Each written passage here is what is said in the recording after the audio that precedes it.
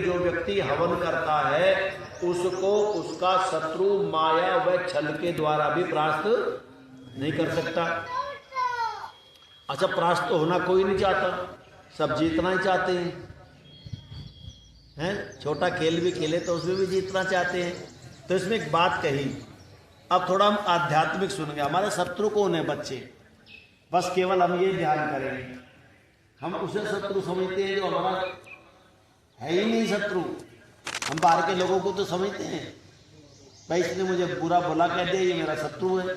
इसने मुझे सामान ये नहीं दिया, ये मेरा शत्रु है। पिताजी ने मोबाइल नहीं दिया तो ये मेरा शत्रु है। हम तो शत्रु पाल लेते हैं, लेकिन अंदर के शत्रु का तो पता नहीं बच्चे। तो हम क्या करें? वेद का मंत्र कहता है यह माने जो, यह माने जो अग्नये, जो हमें आगे ले चलने वाला है, जो हमारा अग्रणी है, जो हमारा नेता है। नेता किसको कहते हैं? जो नेतृत्व करता है। सूर्य हमारा क्या है? नेता। और अग्रणी प्रकाश आते हैं तो प्रकाश निकल जाता। तो भगवान कहते हैं अग्रगति के साधक, अग्नये जो अग्रगति के साधक है। आपने आहुति प्रदान की, आपकी आहुति की, इसने आगे गति कर दी, अगले ने की। तो बच्चे क्या था? अग्रगति का जो साधक है तथा हव्य दाते, पता चला हव्यानाम दातिर दानम ये तस्मै, अर्थात हव्य दाते उत्तम पदार्थों को देने वाले प्रभु के लिए, उत्तम पदार्थों के देने वाले प्रभु के लिए ददाशः, अपने को दे डालता है। क्या कहा? ददाशः। यहाँ तो आपने इसमें क्या दिया? आपने सामग्री घी, और उसने कहा कि प्रभु को दे डालता है। अर्थात बच्चों क्या मतलब हुआ? अर्थात अपना समर्पण कर देता है। अच्छा, छोटा बच्चा होता है, ये इतना छोटा बच्चा ये रोता है, क्यों?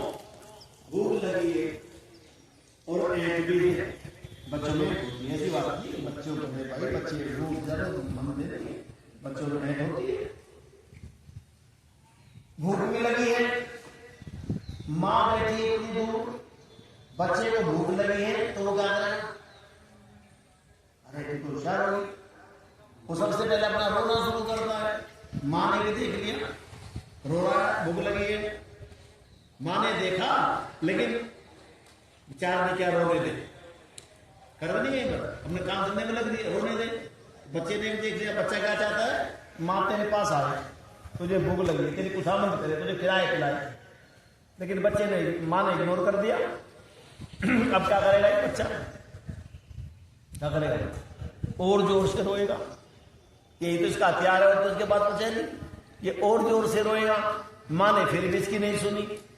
अब ये क्या करेगा? फिर घुटने के बल लुढ़कना शुरू करेगा। माँ की तरफ को गया, अलग माँ की तरफ को जाएगा। रो भी रहा है, माँ की तरफ जा रहा है, और माँ बैठी है अपने चूल्हे चौके पर काम कर रही है। अब ये रोता रोता माँ के नजदीक चला जाएगा। ठीक है, अब ये क्या करेगा? माँ के घुटने को पकड़ेगा, और घुटने को पकड़ करके खड़ा हो जाएगा, और खड़ा होकर के फिर क्या करेगा? फिर रोना शुरू करेगा। आंखों से आंसू जब निकलेगी ना, माँ देखेगी तो ये कहता कि अब मुझे भूख लगी है, जितना मेरा सामर्थ्य था मैं तो समर्पण कर दिया। मैं रो भी रहा था, मैं गुस्सा भी कर रहा था, लेकिन वो कोई फायदा नहीं, उससे कोई चारा नहीं चला, और मैं रोता हुआ भी लुढ़क करके तेरे पास आ गया। मैं समर्पण कर दिया, मेरा इतना ही था।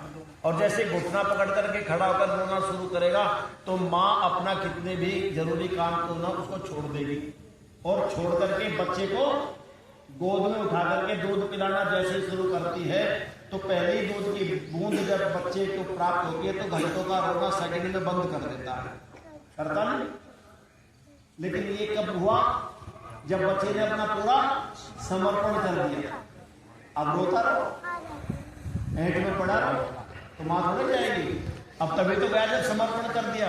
तो इसीलिए हम भी क्या कहा वेद का मंत्र? क्या वो माँ परमात्मा हमारी क्या है बेटा? हमारी माँ भी है, हमारा पिता भी है। तो ये जीवात्मा जब कहते हैं ददास, अपने को दे डालता है, अर्थात समर्पण कर देता है। तस्य उसका, रिपु, रिपु किसको कहते हैं?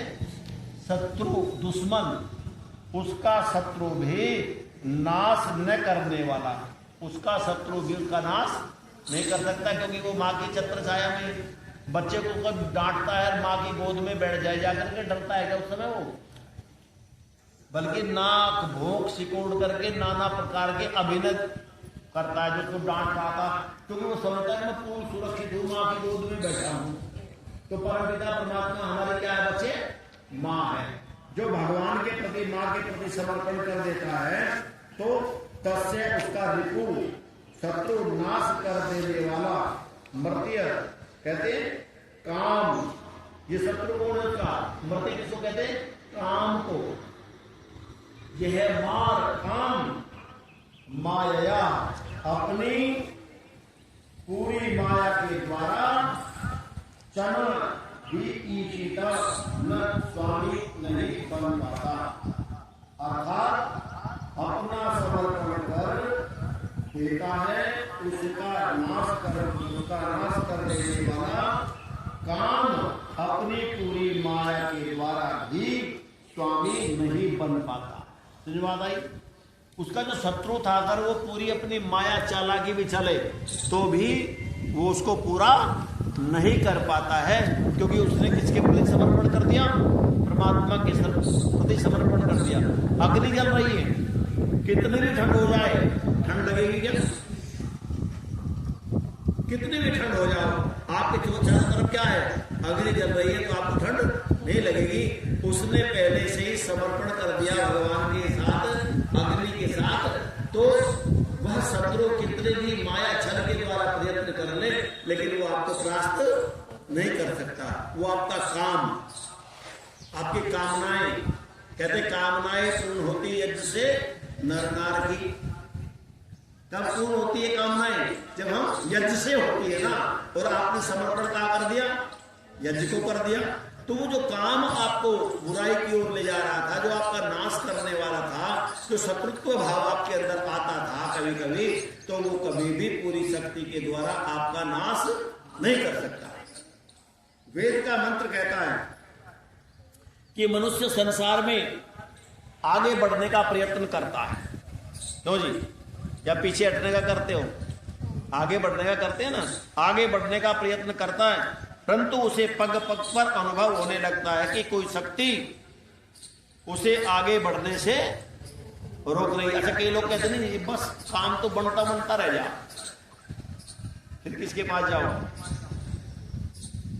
किसके पास जाओ? फिर धीरे से मैं काम तो बहुत करूँ, जिस काम को शुरू करूँ और ये काम नजदीक पहुंच गया। और एक बात बताओ पंडित जी महाराज, और ये जो काम बनता बनता रह गया वो जिंदगी में होती नहीं है बात।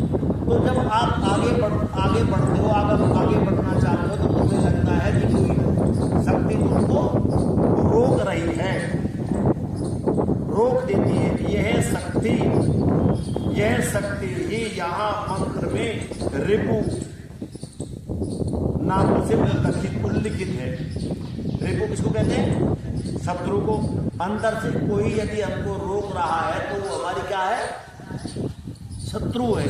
अच्छा, हम अच्छे काम करने के लिए चले और हमें कोई प्रेरणा ये हो रही है, अरे कल चलेंगे, अच्छा काम आज करोगे कल करोगे? अच्छा काम अब करोगे या 1 घंटा बाद करोगे? अगर अंदर से आपको अच्छा काम करने की प्रेरणा हो रही है और कोई शक्ति आपको रोक रही है, तो वो आपका क्या है? मित्र, शत्रु, दुश्मन। आपका पढ़ने का मन है और आपका अंदर से विचार पैदा हो रहा है कि आज नहीं पढ़ना, कल पढ़ना है, सब्जेक्ट की तैयारी करनी, आज कल पेपर है। बोले सो जाओ, अब नहीं, 2 घंटे बाद पढ़ेंगे। बोले 2 घंटे तो हुए, अब पढ़ ले। बोले यार 2 घंटे देखो आलस सारा, कल पढ़ेंगे। और जब कल हुआ ना, क्या बात है, फैले तो हो जाएंगे, कौन सा 12 साल में हुआ है, फिर दे लेंगे। तो किसने रोका? वो हमारा विचार क्या था? वो शक्ति जो हमें रोक रही है वही हमारी शत्रु है। क्योंकि बाहर के शत्रु से तो हम लड़ जाएंगे, लेकिन अंदर का शत्रु तो आपके नजदीक में बैठा है। तो कहा वही शक्ति जो है उसको मृत के नाम से उल्लिखित हुई है, यही मनुष्य के शत्रु है। उसका नाश करने वाला। किसका नाश करने वाला बच्चे? खुद मनुष्य का नाश करने वाला वह उसका शत्रु है, जो शक्ति उसको अंदर बैठे बैठे रोक रही है। सबके साथ होता जाऊं न जाऊं, खाऊं न खाऊं, करूं न करूं। जानते हो जब बच्चे स्कूल जाते हैं गुरुकुल में, माँ बाप बड़ी श्रद्धा से उसका बक्सा, संदूक और क्या कहते हैं बिस्तरा और टीसी 5-4 हज़ार रुपये जमा करें, और जब ये गुरुकुल में 1-2 दिन रह ले तो ये अंदर से सोचता है यार किस प्रकार से भगू मैं। तो कभी दाल में कीड़े बताओगा, घर को फोन करके जी यहाँ तो रोटी ठीक नहीं मिलती, पहले बड़े मास्टर पिटते हैं, मतलब सारी ही गलत बताओगा। आज जब वो वहाँ आते हैं तो पता चला कि ऐसा तो कुछ नहीं है, तो उसका मन उसको वहाँ रहने के लिए परेशान करता है कि यहाँ नहीं रहना कुछ भी। हम भी बग्गे थे भाई, छठी जब पढ़ते थे तो हम भी रात में 4 बजे उठे और हमने समझा कि कभी यार ये गुरुकुल वाले पकड़ न ले, घंटी बजी टन टन, मंत्र पाठ में तो गए नहीं और सीधा मंत्र पाठ होते ही भाग निकले। और पता कहाँ से निकले? ऐसे छोटे छोटे बच्चे नदी में से निकल के, कोई सड़क पे जाएंगे तो पकड़ लेंगे भाई, मास्टर पीछे लगा देंगे, पकड़ के लाओ भाई ने, भाग गए तो सड़क पे तो पकड़ लेंगे। अब बुद्धि ने काम क्या किया, तो सड़क से न जाओ, जंगल के रास्ते चलो, और जंगल के रास्ते नदी में को निकल गए। अब नहीं निकल लगे, जब तो नदी में पानी था, मूर्खता ही तो थी, घर दिखाई दे रहा था। गुरुकुल कितना स्वर्ग हो, लेकिन संस्कार गुबरीला कहाँ? गुबरीला समझती हो?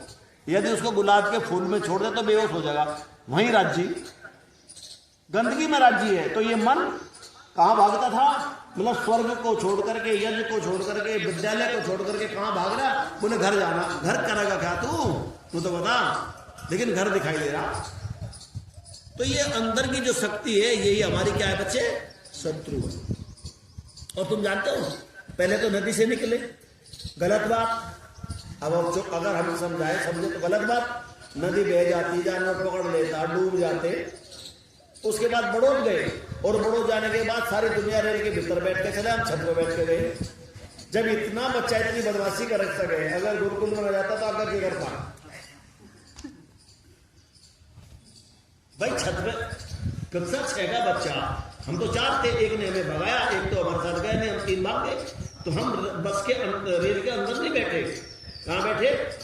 अब वो जमाना से था, तो ऊपर बैठ करके, और छत होती थी बस, और भी बैठ जाते थे। हम छत पर गया, छत पर बैठ के चले गए। ये कोई बात है? ये मूर्ख किसने बैठाया?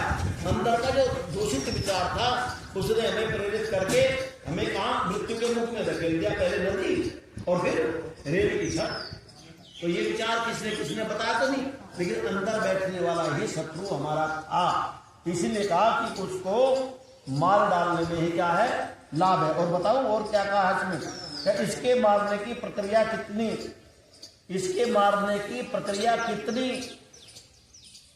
माया से भरी है। माया माने वही यार चालाकी, छल, माया छल के द्वारा भरी है।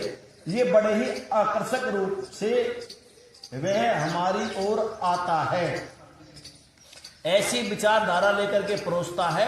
बहुत बढ़िया।